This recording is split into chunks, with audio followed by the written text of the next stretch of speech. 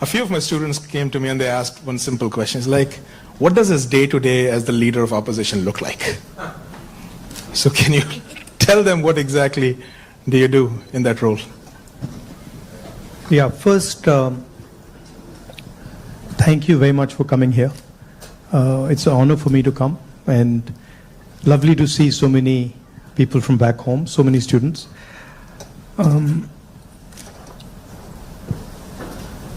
See, opposition at its heart is the voice of people. So if you have parliament, of course there's a whole sequence of events that go on, but what you're generally thinking about is where and how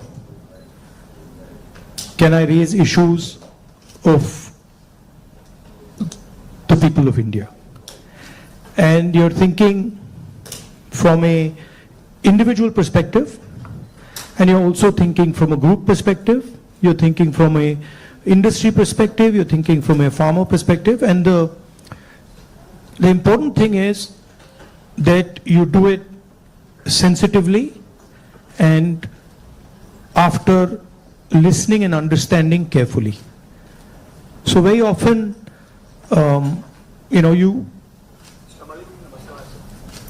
you see an issue in the beginning. When you're new to politics, you see an issue and you're like, oh, that's what the issue is. But when you go into a little bit of detail, you realize that there is nuance and complexity. So understanding that nuance and then planning your day according to that, that's how it generally works. Parliament, of course, you go there in the morning and then it's like a war. You go in and then you fight. It's a pleasant war. It's reasonably fun at times. It can get nasty also, but it's a war of ideas, war of words, and we are trying to put our point of view across, and the government is trying to suppress our point of view. So that's how that works. And then there are a lot of people who come and see you, different types of people, party people, business people, farmers, these type of delegations. So you're constantly listening to what they're saying. So you just mentioned that you look at issues in a certain way differently. Now, thinking about your career as a politician, the first time you got elected and this time, has there been a change in the way you look at these issues and your mind thinks differently about how to go about them? Quite differently. Now I'm coming to the conclusion that listening is much more important than speaking, right? And listening doesn't just mean that I come there and I listen to you. That's not listening. That somebody you're talking to me and I'm looking at you and I'm hearing what you're saying, but I'm not listening. Listening is a completely different thing. Listening is putting myself in your position. So if you're a farmer, going into the person's life, going into the person's day-to-day life, and then understanding what he's trying to tell you. Yeah, so listening is fundamental. And then understanding the deeper dynamics. So you then are not just swimming around on the surface, you're raising fundamental issues, and you don't go raising every single issue. You focus clearly and you're like, okay, this is important, I got to raise this. This is something important, I got to fight for this. This is something important, I got to fight. So you choose your battles much more carefully. I think you hit it on the head, that prioritization. So, very good definition of political strategy or business strategy. Understand clearly what you don't want to do. So don't sit there doing 50, 100 different things. Understand clearly, जो नहीं करना है, उसको पहले समझो, परे कर दो. And then उसमें से 3-4 चीजें निकलेंगी, and then that's what you got to focus on. Well, I think go back to the students, that's what we talk about. So this time you're hearing from Mr. Gandhi himself about prioritization. Now, a few things that you mentioned just takes me back a few months. A very unprecedented event happened in terms of the Yatra. Personally, for me, a 30-minute walk on the treadmill, you can see 4,000 kilometers and connecting with people in a very different way. How has that changed your perception about people, and how has it helped you connect with people differently? See, the first question to ask is, why were we walking 4,000 kilometers? Right? You know, it's what created the need for us to do this? And the reason is that all avenues of communication in India were shut. Every single avenue, no matter what we did, it was all shut.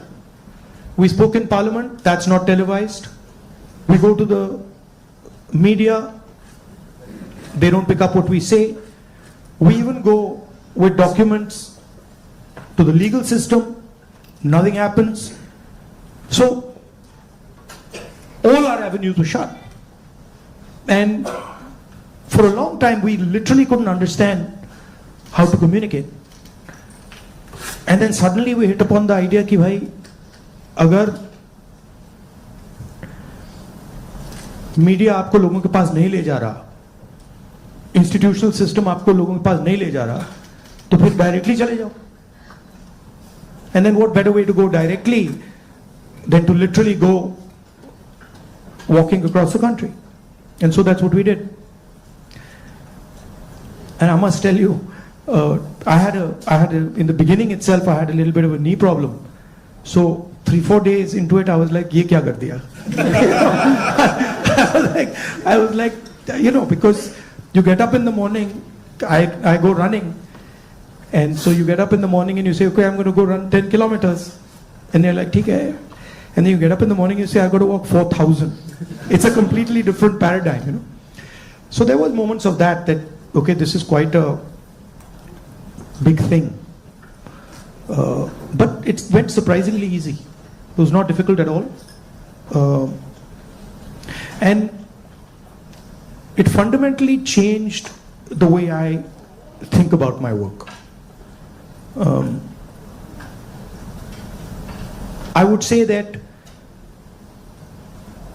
it completely changed how I view politics, how I view our people, how I communicate with our people,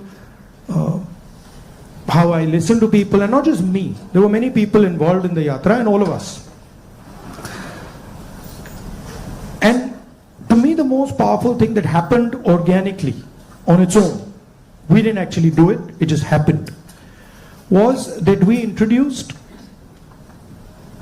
certainly for the first time in India, possibly for the first time in many, many countries, the idea of love in politics. And this seems strange, you know, it's a strange thing, because you look at the political discourse in most countries, and you will never find the word love in that discourse. It just doesn't exist anywhere. You'll find hatred, you'll find anger, you'll find unfairness, you'll find corruption, you'll find all these words. But you will never find the word love in the language. And the Bharat Jodo Yatra actually introduced that idea into the Indian political system. And it has amazed me how that idea has worked. So now when you reflect on the Yatra, you think about, you know, some of the key moments that happened.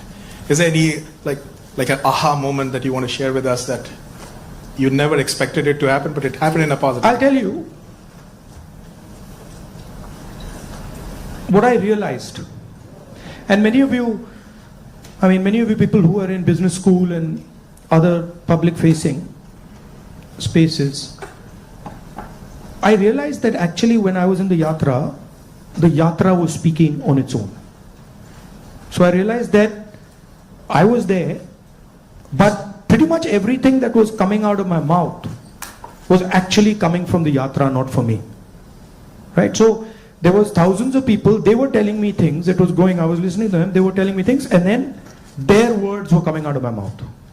So I was not communicating as Rahul. I was communicating as the yatra was communicating.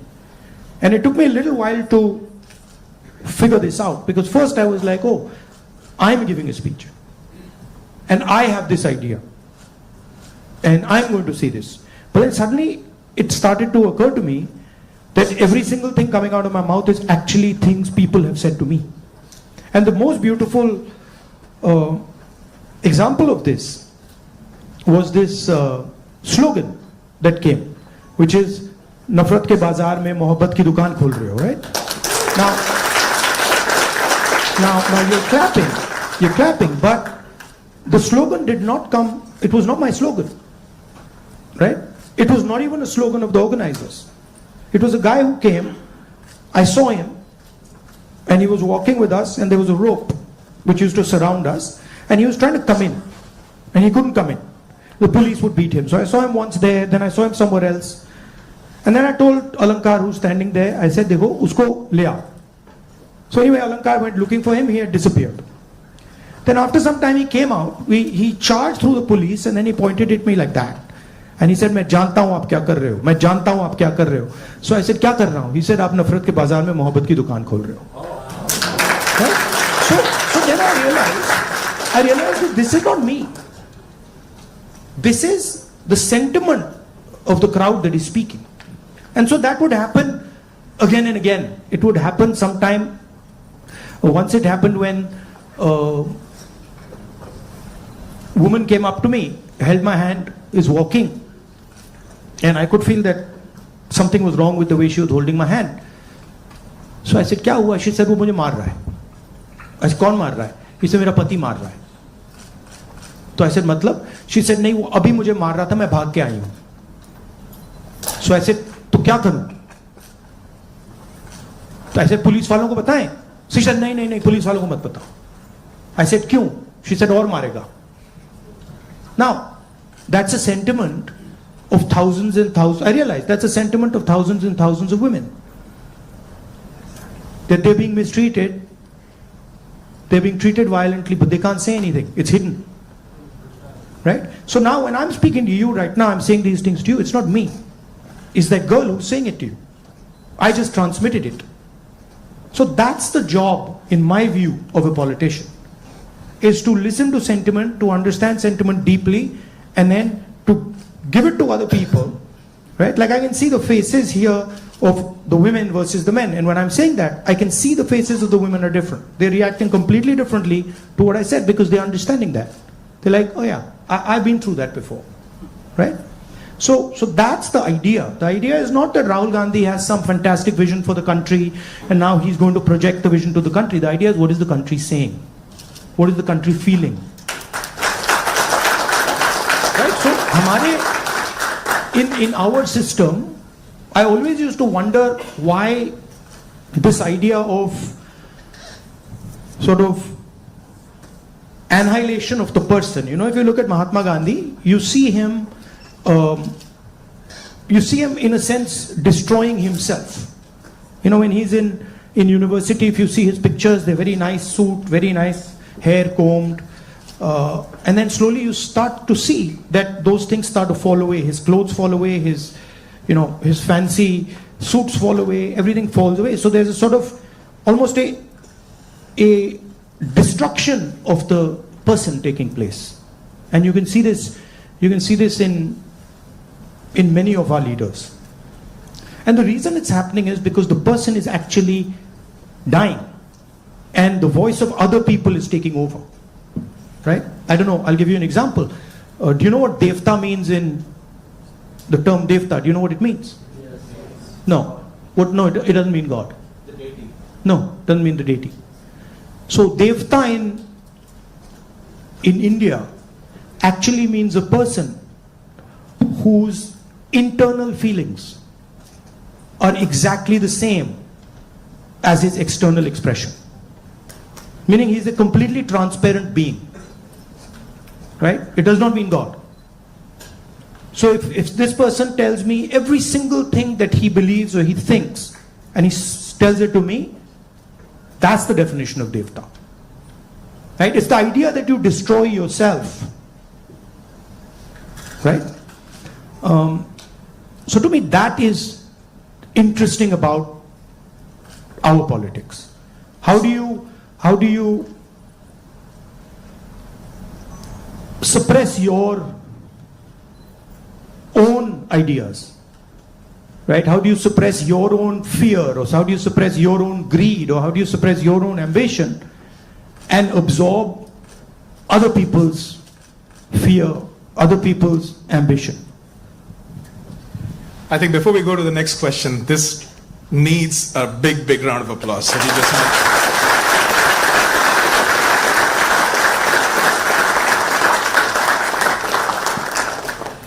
If you look at our big leaders, and historically, and you can see extreme, so you can see a Buddha who's extreme, you can see Bhagwan Ram, same thing, you can see Mahatma Gandhi. The basic idea is the destruction of the identity. The basic idea is the destruction. No. The basic idea is the destruction of the self, right? And listening to what others are saying. So to me, that's Indian politics. That's the heart of Indian politics, and that's what an Indian leader is. That's how an Indian leader is different than, say, an American leader. An American leader will say to you, listen, we got to go there, I'm going to take you there, promised land, let's go. Indian leader attacks himself. Gandhi essentially attacked himself. Totally different concept. In some words, in some ways, Bharat Jodo Yatra was an attack on myself.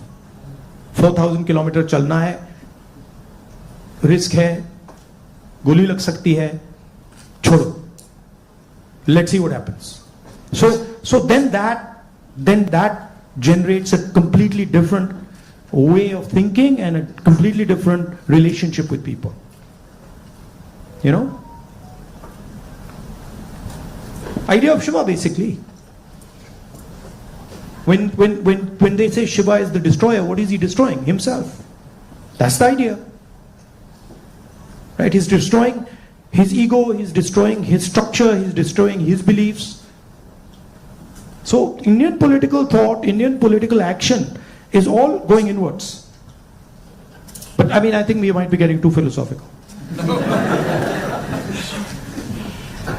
So a good scientist is also that. I agree. Or a good engineer is that. Good yogi is that. In fact, if you're good at pretty much anything, you are destroying yourself in some way. I need a pause for that. One of the important threads in this fabric that we talk about is the youth, and they have a very strong role to play. And especially when you look at US and India, and I see all the students that come in, one of the greatest joys for us here is to work with our students. They just energize us beyond limits. More than 300,000 of them are in the US. About 4,000 of them from India are here at UTD. Where do you see them playing a role in the large scheme of things that India is poised towards? These ambassadors who are sitting here, and of course there are some who have come before and are doing great things here in the US.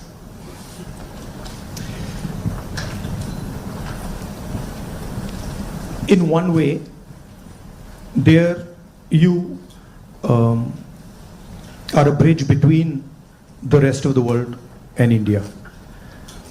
So you have ideas and values that you bring to the United States.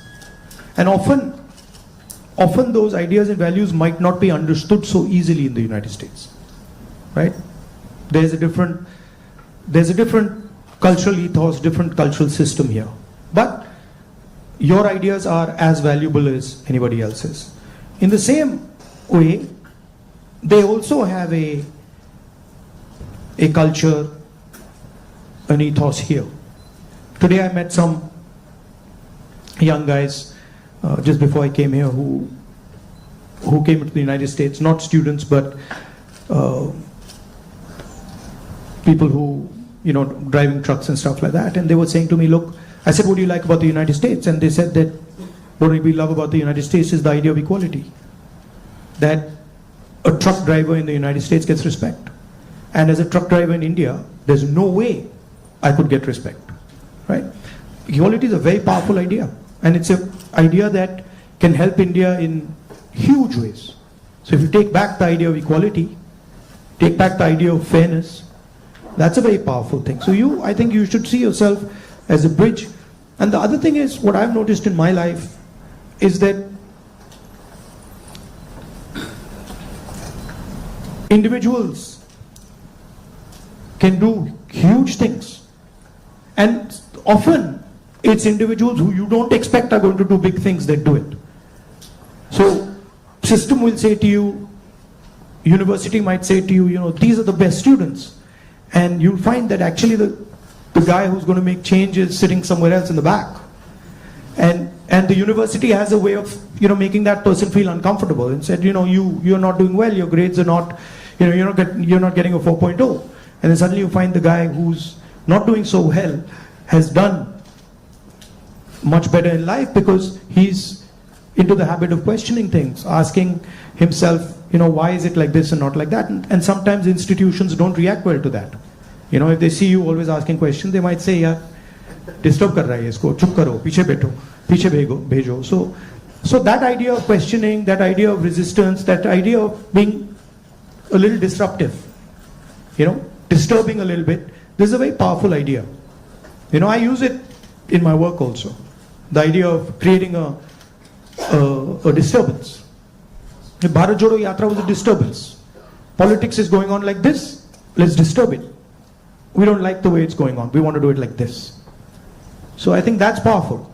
If you understand the culture you're operating in, understand your culture, and then have this sense of, how can I do something to bridge it, how can I do something to disturb it, it's powerful. Talking about the same youth, I think the life of anybody who's young and is in some, like the 20s, the life is like a soap opera. Every day there is a new challenge, there is something that is... It's the life of somebody who's in his 50s, 60s, 70s. The soap opera continues. It's not that the soap opera stops at 30, yeah? Let me tell you. In fact, in many ways, the soap opera becomes much more dramatic later. Multiple soap operas start up. But so they have concerns. They have concerns about doing well in life. They're starting off maybe a professional career. They have questions about whether they'll do well or not. Employment also happens to be a key area and I feel across the world right now the youth is kind of rippling through that, a phase where there are questions about where they will land professionally from an employment perspective. So when we connect any sentence which has the word youth and employment in the same sentence, it's a cause of worry at a lot of places at a lot of different levels. What do you have to say about employment and our youth? See, first of all, let's be clear. Not everywhere on the planet has an employment problem. Okay? The West has an employment problem. India has an employment problem. But there are many countries in the world that don't really have an employment problem. China certainly doesn't have an employment problem. Vietnam doesn't have an employment problem. So there are places on the planet that are not struggling with unemployment. There's a reason. If you look at the United States in the 1940s, 50s and 60s, they were the center of global production. Anything that was made, cars, washing machines, TVs, all made in the United States. production moved from the United States, it went to Korea, it went to Japan, eventually it went to China. And if you look today, China is dominating global production. You go to India, you look at the phones, you look at the furniture, you look at clothes, you'll see on the back, made in China. That's a fact, right? So what has happened? The West, America, Europe, India, have given up on the idea of production. And they've handed it to China. The act of production creates jobs. What we do, what the Americans do, what the West does, is we organize consumption. Okay? Uber is organizing consumption. Okay? Foxconn is organizing production. Mahindra organizes production. Bajaj organizes production. These are the guys who create the jobs. And that is the problem. You're never going to employ India using IT, using consumption. It's not going to happen. So India has to think about the act of production and organizing production. And India has to, it's not acceptable that India simply says, okay, manufacturing, what you call manufacturing or production is going to be the preserve of the Chinese, it's going to be the preserve of the Vietnamese, it's going to be the preserve of the Bangladeshis, right? Bangladesh completely outcompetes us in textiles. Regardless of the problems they're facing right now, they wiped us off. They wiped us clean in textiles, right? So we have to reimagine how to produce in a democratic environment. Until we do that, we will face high levels of unemployment. And frankly, it's not sustainable. So you're going to see that if we carry on down this path of forgetting about manufacturing, you're going to see massive social problems coming in India and in the United States and in Europe, right? The polarization of our politics is because of this. We're getting ready to ask a few questions from the audience.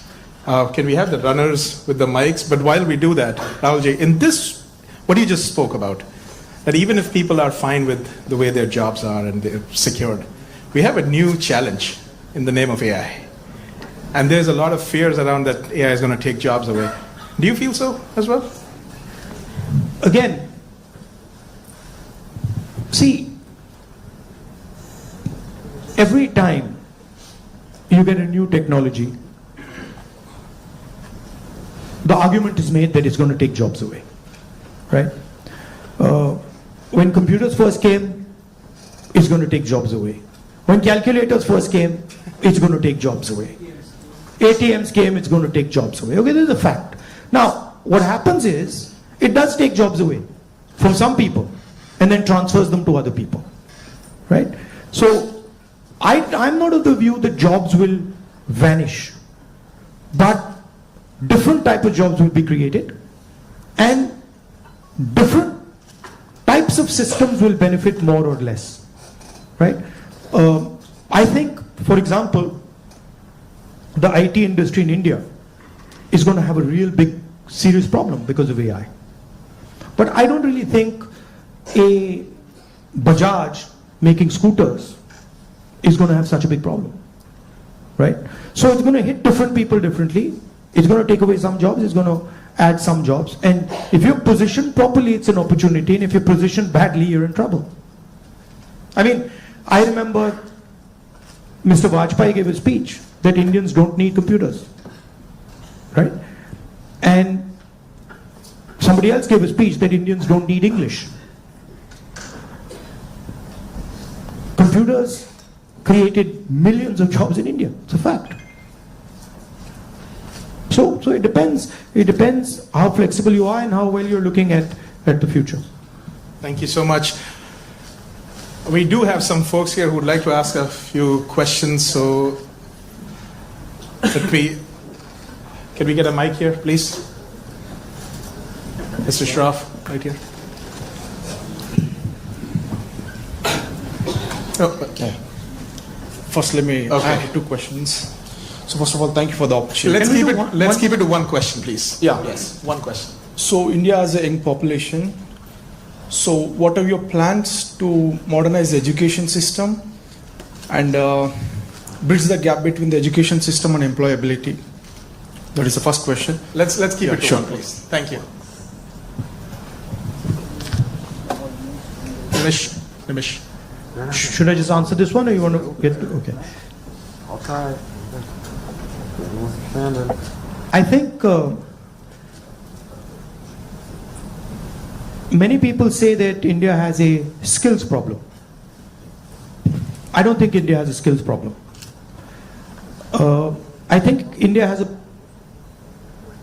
skill respect problem. So India doesn't respect people who have skills.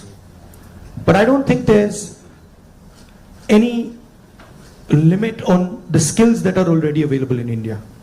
Okay? Second, our education system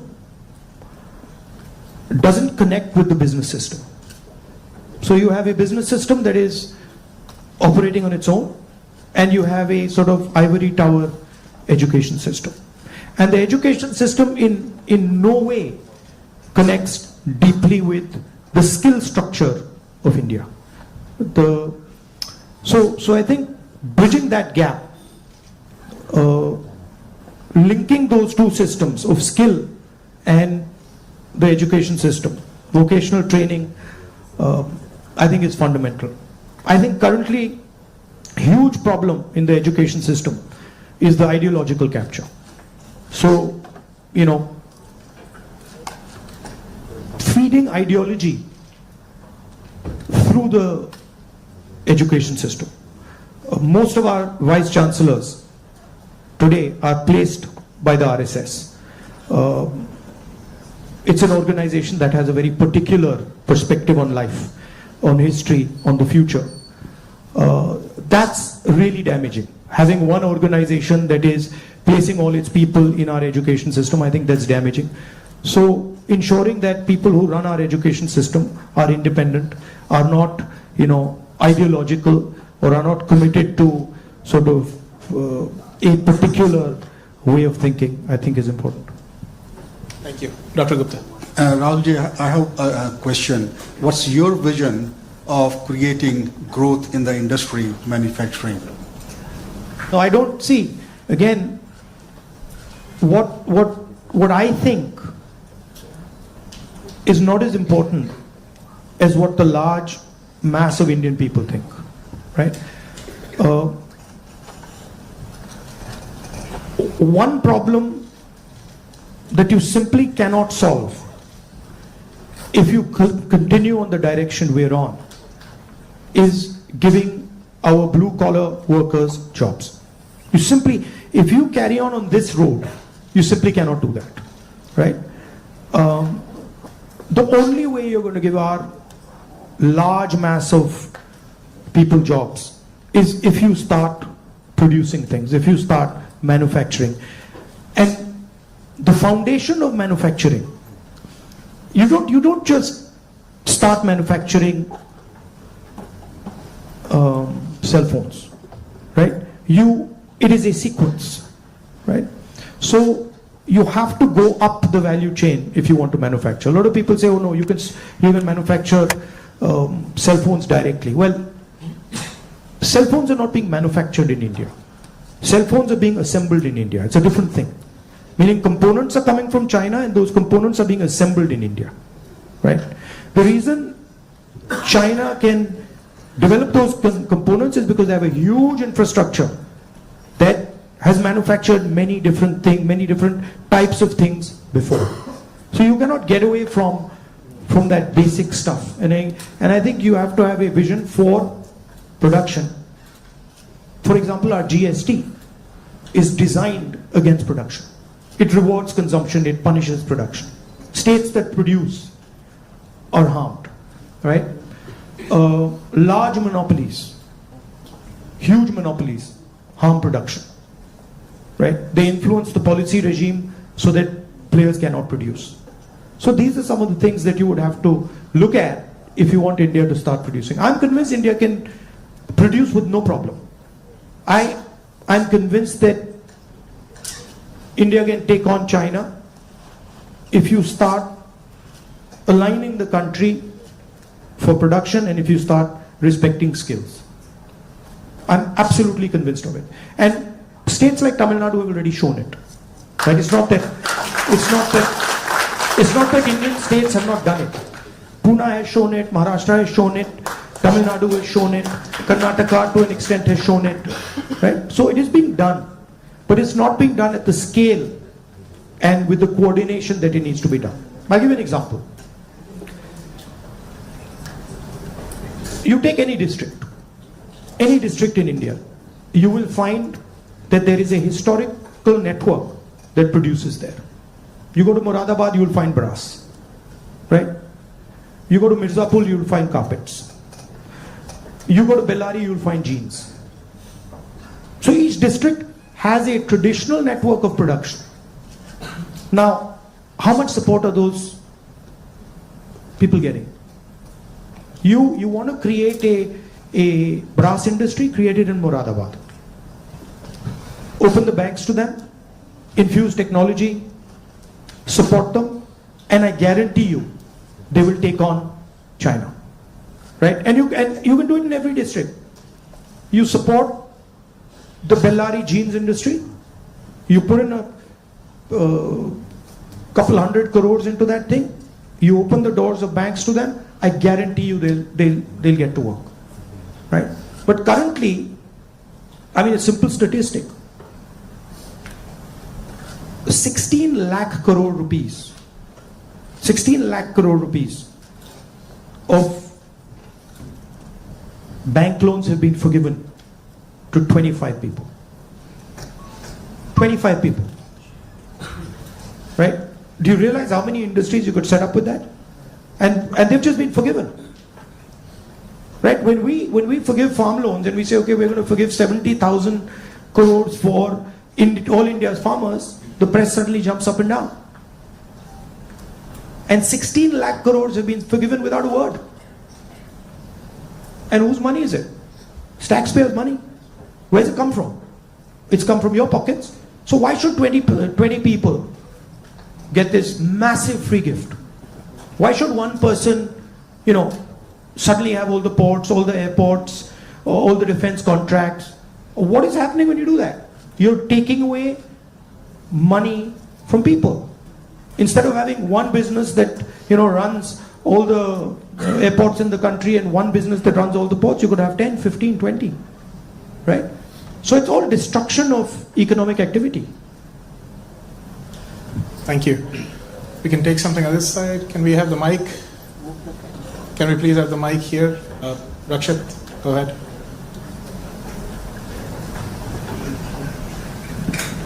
Hello, Rahulji. My name is Rakshit. First of all, thank you so much for being here. We feel so privileged. So my question is, how do you think we as students and youth contribute to and get involved in public service and the development of our country? Come and work with us. We can show you. But realize that neither is it easy, and it's not fun all the time. It can be unpleasant, it can be hard, but it's got its, you do get gratification from it, but it's not easy. And if any of you are interested in it, we run internships and we put people into our system and train people. Thank you.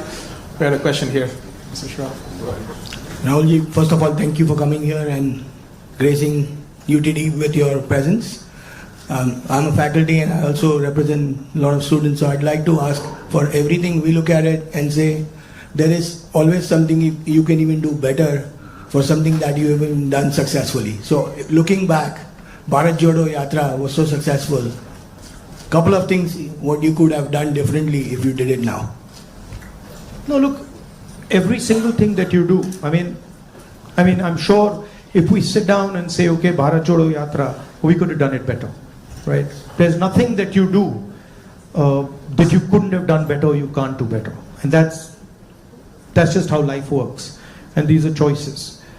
So I don't think I've ever done anything perfect in my life. And I don't think I will ever do anything perfect in my life. But it's a learning experience, right? So you start off, you try something, doesn't work, you do it again, and then it works. Yeah.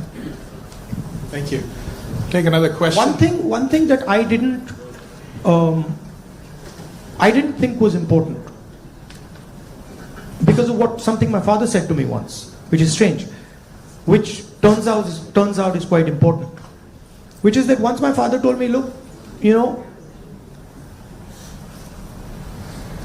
if you work properly,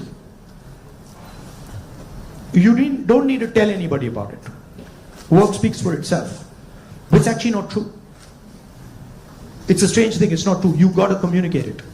And the one thing I have fundamentally changed is that earlier I would do something and I wouldn't communicate it.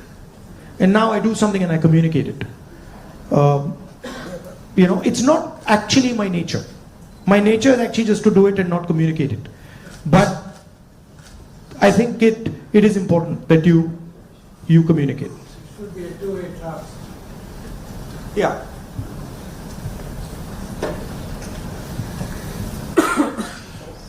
All right. Yes, let's go there. Can we have the mic? My eyes feel like a lot of machine right now. I'm trying to pick up which one I see. Where is the mic? Jitesh? Go ahead.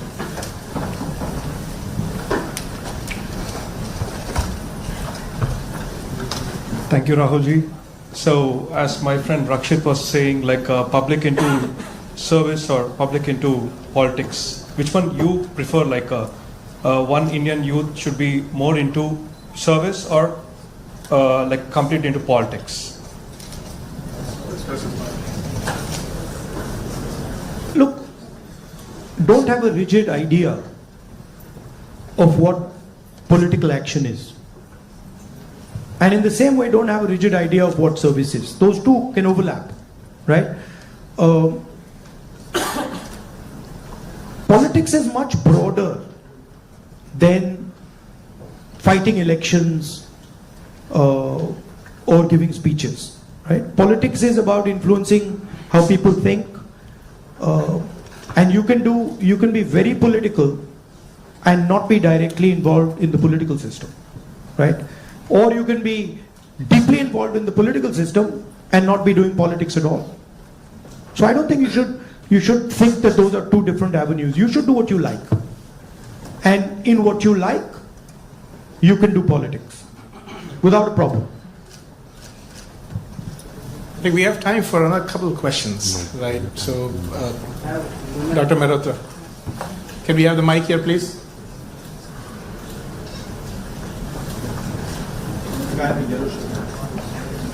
I'll get it. Okay. First off, thanks a lot for being here. It's a rare opportunity and we're truly grateful. To me at least, and I could be wrong here, it almost seems like there are two Indias. One that is reaping the benefits of the growth that we see, and then one that's being kind of bypassed. There's still unacceptably high number of people living in abject poverty who don't even have access to the very basic of quality education. What vision do you have to ensure that this India that's kind of been cut off at least gets some benefits, and that it's a little more equitable, the benefits of India's economic growth? There are clearly two Indias, and very small percentage of people benefit from India. The vast majority of people don't benefit from it. And if anybody talks about building a country, talks about progress, you simply cannot ignore this fact, right? If you look at our institutions, our businesses, our legal system, anywhere, you will find that it's captured by a very, very small percentage of people. Now, one of the things that I keep saying is that in the 21st century, you need data. And you need to understand the extent of this capture. I think when people actually understand the extent of this capture, they will be shocked, right? And so, for example, the idea of a caste census is a way of shining the light on this capture, right? It amazes me when people say, oh, there shouldn't be a caste census. It's like saying his leg is broken and there shouldn't be an X-ray. Why not? Right? What's the problem? What's the problem with an X-ray? Second thing is the issue of skill, right? You've heard of the Eklavya story? You've heard of the Eklavya story? Yes. If you want to pin down what is happening in India, it is millions and millions of Eklavya stories every single day. The people with skill, their thumbs are being cut off. They're not being allowed to operate. They're not being allowed to thrive. And it's happening across the board. So, respect for skills, supporting skills financially through technology, that's how you'll unleash India's power. You're not going to unleash India's power by empowering 1%, 2% of India. And, it's not interesting for me. So, I'm very passionate about this. I'll give you an example. Sometime back, when we were in government, we were talking about skill development. And the gentleman who was running, he was appointed by Manmohan Singh Ji for skill development. He came to see me. And we were having a conversation. And he was explaining to me how he was going to build ITIs. And he was going to put trainers inside ITIs. For plumbing, for hair cutting, for carpentry, for stuff like that. And I was listening to him. And I asked him a question. And what I said was, look, you're building these ITIs. And I gave him an example. I said, let's say you want to train 1 million barbers. Now in your model, what you're going to do is, you're going to have these ITIs, 1,000 of them across the country, and you'll train these barbers. But that's not where the barbers' skills lie. That ITI is not where the barbers' skills are. The barbers' skills are with the barbers. So I said to him, why don't you do this? Why don't you set up certification centers? And then go to every single barber in India and say, listen, this is what we'd like you to train. For every guy you send to our certification center, we'll give you X amount of rupees. So let's say you have, 1 million barbers in India. And you go to 1 million barbers and you say, listen, you guys have the skills. We want to train barbers. And now start training barbers. And for every guy you train, send him to the certification center. And the moment we find that he's certified and he has been sent by you, we pay you. How long will it take you to 1 million barbers? 2 months? 3 months? Right? He just looked at me as if I was crazy. Right? Because for him, the skill isn't there. The skill isn't the ITI. But actually the skill is with the barbers, with the plumbers, with the carpenters. Those guys have the skill. That's the skill network. So why are you not using it to train? Just recently I was driving past Sultanpur and I walked up to this shoemaker. It was amazing because the guy says to me, I said, what's your biggest problem? He says, I've been working here for 40 years and nobody has ever respected me. So he says to me, the only man who has ever respected me is my father. Right? So So I was thinking about this. And then he says to me, there was this scheme. And they said that, they've got this scheme for shoemakers. It was in Lucknow somewhere. So he says, so I, went to Lucknow. And I said, so what did they do? They said, they're going to teach me how to make shoes. He says, but I've been making shoes for 40 years. And I could teach those people how to make shoes. Right? So it's a fundamental disconnect with where the skills are. There's no shortage of skills in India. There's shortage of respect of skills in India. So you want to find the best carpenters in the world, they're sitting in India. But nobody respects their skill. Nobody actually tells them, we believe in you and we want you to build something. Right? So you can't build industry without respecting skill. Thank you. Maybe we are in time for one last question. So the lady here in the stripes, can we get the mic to her? And I request our ISA officers to come on this side, please, on the stage, while we do that. Go ahead. So as we all know, the female labor participation in India is quite abysmally low, and no country can ever progress or become developed with only 50% of their population working. So what would Mr. Gandhi's plan be for increasing our labor participation of women? It's not just labor participation. It starts with a bad attitude that Indian males have towards women. And I don't mean every single Indian male, but a large number of Indian males' attitudes towards women is just, it's ridiculous, right? So it starts there. And it's a particular way of thinking about women. And we see it in the political system, we see it in the business system, we see it everywhere. So I'm very big, number one, on political participation of women. Reservation bill to start with. Ensuring that women get into business. Ensuring that women are supported financially if they want to open their business. And then making sure that it is made easier for women to participate, right? Women have their own particular issues that you need to take care of before they can start to participate. So I think the first thing is of thinking of women the same way you think of men, right? That they can do anything men can do, if not better, and that they are equal and better in many, many things. Yeah. Also, by the way, this is part of the ideological fight between the BJP and us, right?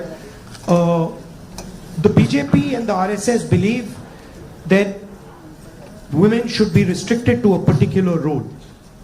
They should stay at home, they should cook the food, they should not talk too much, right? And we believe that women should be allowed to aspire to whatever they want to do. Well, Mr. Gandhi, if I just say that it was great having you on campus, that is a big, big understatement. But can we give him a round of applause?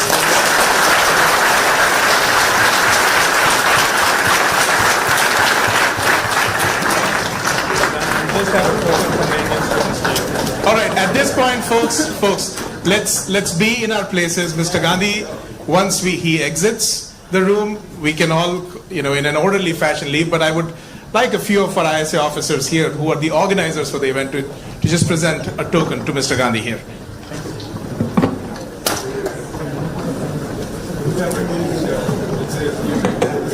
Okay,